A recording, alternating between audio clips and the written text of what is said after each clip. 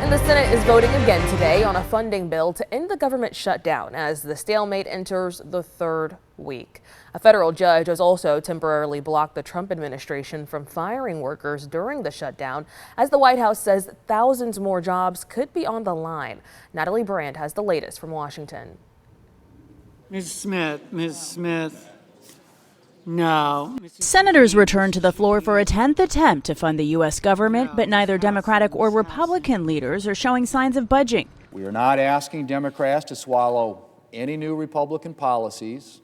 We're simply asking them to extend current funding levels for a few weeks while we work on full-year appropriations. And the Trump shutdown drags on because Republicans refuse to work with or even negotiate with Democrats in a serious way to fix the health care crisis in America.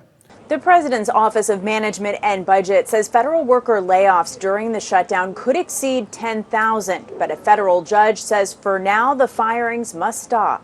The case is playing out in California, where Wednesday a judge granted a temporary restraining order to block the cut, saying it's a human cost that cannot be tolerated. One of the agencies significantly impacted by the layoffs late last week, the Centers for Disease Control.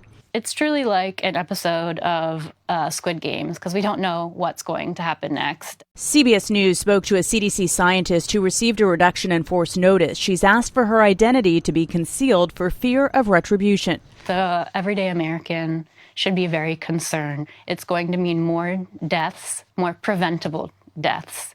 People will absolutely die from the impact of this administration. A spokesperson for the Department of Health and Human Services said the layoffs were part of cutting a bloated bureaucracy and that the positions were deemed non-essential by their divisions.